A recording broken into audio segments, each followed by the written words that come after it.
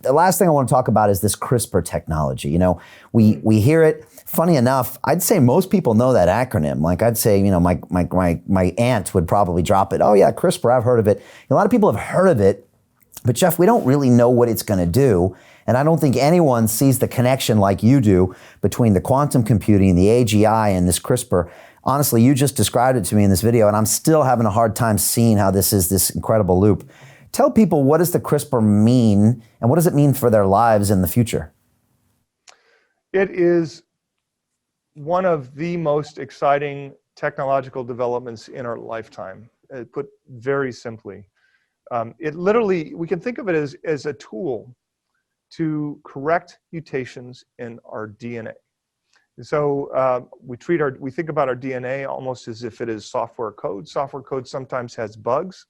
Well, our DNA sometimes has mutations. Sometimes they're complex mutations, and sometimes they're just one single mutation. For example, something called LCA10, which is a progressive form of blindness.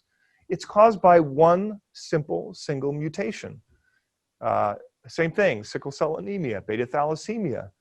And so by simply changing just a small part of our DNA, we actually empower our bodies to recover to the state that it would normally be in if we didn't have that particular mutation. So we think about CRISPR, genetic editing technology, as a method by which we can actually improve our outcomes by correcting unnatural mutations in our own DNA.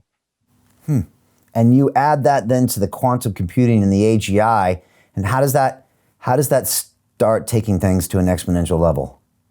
Yes, and so quantum computing, we can think of it like raw horsepower. So, you know, if we give it very tough problems to solve and huge sets of DNA, for example, to analyze, and then we apply artificial intelligence running on these quantum computers to draw those connections that we would have never thought of between certain mutations and certain diseases.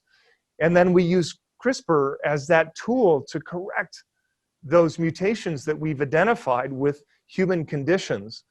That's how it feeds on itself. And of course, and I'm not exaggerating, every single day, the medical community, the biotechnology industry gets smarter. You know, we start to break down and understand our DNA and those mutations for each disease. Every year, every month, we're making major breakthroughs in terms of better understanding how our DNA impacts our own health and our own condition, which is why it's so exciting. The smarter we get, it just feeds on itself, and we keep building on that knowledge, empowering biotechnology companies to really start to take on some of the most challenging diseases known to the human race. It's an exciting time, Jeff. Are we going to live long enough to see it all happen? Well, my goal, baseline goal, is 120, and I think I can get there.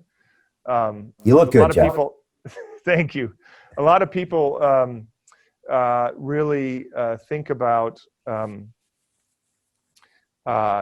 you know, not just living until that age, but actually living and being healthy, being able to enjoy life, being active at 100 years old. The concept of longevity isn't new, but it's actually very powerful right now. And the advice I give to people is, if you can take really good care of yourself, just for the next 5 or 10 years, you really do have a shot to live well past 100, because these advancements are going to empower us to do exactly that. In fact, I just returned a few days ago from the world's leading center of preventative and predictive medicine. It's a place in La Jolla, just outside of San Diego, called the Health Nucleus.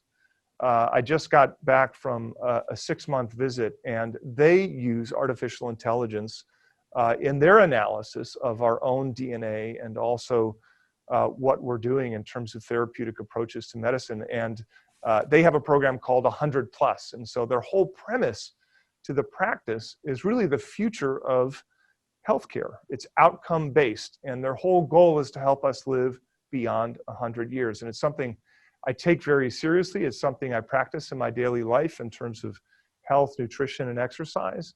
And I really want to be a great grandfather someday. And it's not something that just happens. You have to work at it.